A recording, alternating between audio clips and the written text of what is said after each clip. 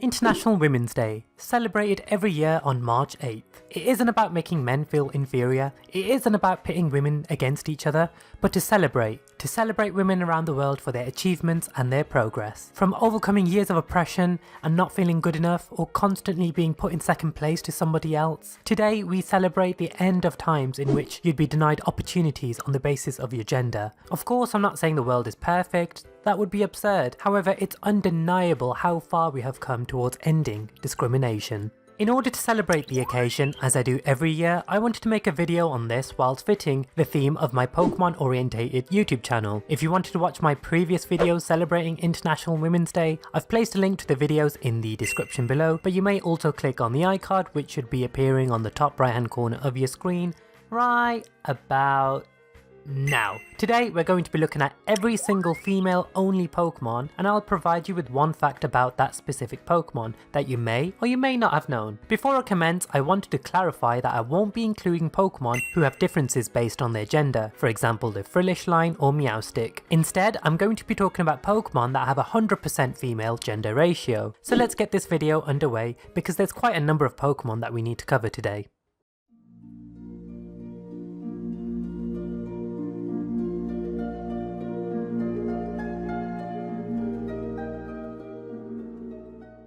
Also, before we do get started, I know I keep doing this, but I promise you we will soon get started. I'm not trying to stretch out the video or anything like that. I wanted some order for this video, so we're going to be doing it in alphabetical order, as opposed to grouping particular Pokemon together if they belong to the same evolutionary line. I thought this may annoy some, but at the same time I thought it would be an interesting and a more organised way of doing things. So we're going to start with Blissey. Blissey. This is a pretty obvious fact which many of you do know, but a fact is a fact. Blissey possesses the highest base stat in HP of any Pokemon at a whopping base 255. That is super duper impressive and can make Blissey quite the formidable opponent on the battlefield, unless you use literally any physical attack.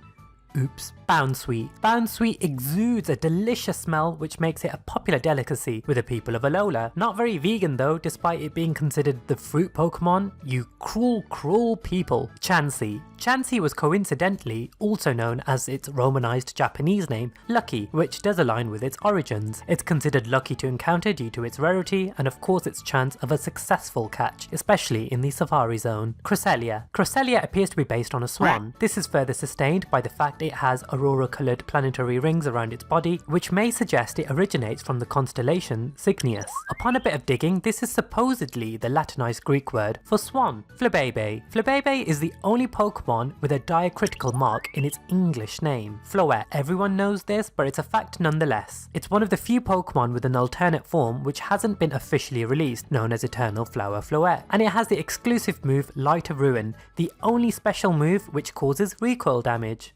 Florges. It's no surprise Florges is a special defensive beast. Interestingly, it has the highest special defense stat of all fairy type Pokemon at an impressive base 154. This would be in tied 5th place out of all Pokemon, tied with Lugia and Ho-Oh. That is amazing. Frostlass. No other Pokemon, as of the day of this video being uploaded, shares its type combination of Ice and Ghost. Maybe the Galar region will introduce another. Who the heck knows? Happiny. Happiny is interestingly the only Pokemon that evolves twice by leveling up under certain conditions. It evolves firstly into Chansey by holding the Oval Stone, and then into Blissey with High Friendship. Kind of similar to how Porygon is the only Pokemon that involves evolving via trading twice. Illumise. Illumise appears to be based on flappers, which relates to popular fashion amongst women in the 1920s. They usually had bobbed hair like Illumise's purple-like hair, and wore taboo dresses and outfits just how Illumise appears to be dressed. Jinx. Jinx actually has the longest in-game cry of any Pokemon, which lasts just under 3 seconds.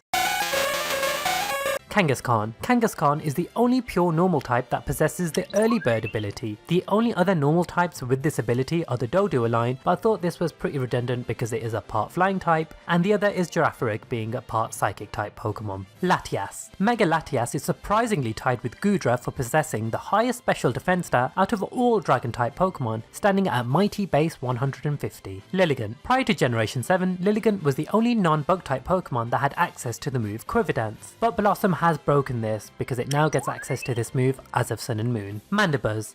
Despite special attack being the lowest of all of its stats, for EV training purposes, it provides special attack EVs when defeated in the wild. Miltank. Interestingly, in the Generation 7 Pokédex page, Tauros and Miltank are listed on the same page. No other Pokemon are on the same page unless they're related or if they have some sort of link, despite not being part of the same evolutionary line, such as the Tapus. Nidoqueen and Nidorina. I'm kind of breaking the alphabetical order for this particular one by grouping Nidoqueen and Nidorina together, but I think you'll forgive me for this one. Extraordinarily, Nidoqueen and Nidorina are the only two Pokemon that cannot breed, even though their pre-evolution Nidoran female can. Why they are in the undiscovered egg group isn't very clear, but I'm sure one of you guys may be able to provide some insight on this. Nidoran female. Nidoran female, as well as its male counterpart, were the first Pokemon to feature gender differences, or even gender at all. Petalil. Petalil's name suggests it could be a combination of the words petal for obvious reasons, it being based on a flower, and petal often being used as a name of endearment, as well as the word petite due to how small Petalil is, as well as Lil as in Lil due to its size.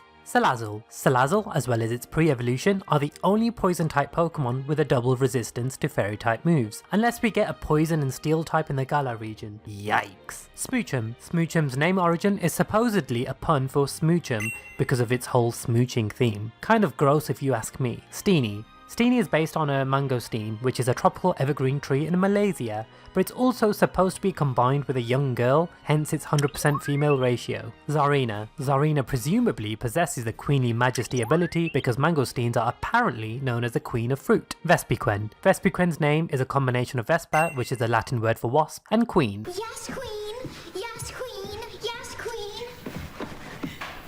Yes, queen! Vullaby. Vullaby's name is clearly a combination of vulture, the animal it's based on, as well as lullaby, which are often sung to children, hence its correct pronunciation is Vullaby and not Vullaby. This is further strengthened through how Silent pronounced it in the anime, and since Generation 4 I believe the Pokemon anime tend to pronounce Pokemon names correctly. Wormadam. All forms of Wormadam are the only bug types that possess the anticipation ability, which causes the user to shudder if its foe has a super effective move. And there you have it, there is a fact of some sort of every female only Pokemon. Did you guys know any of these, or did you learn something new about these fantastic pocket monsters? Be sure to let me know by dropping a comment down below, or you can let me know an alternative fact you thought was more interesting than the ones I provided, because I love learning something new. But if you enjoyed today's video, be sure to leave a thumbs up because that really does help me out, as well as subscribing to my YouTube channel so you never miss a video from me. And with all of that being said, I want to wish you all a very happy International Women's Day. Stay awesome and soar high. The world is your cloister.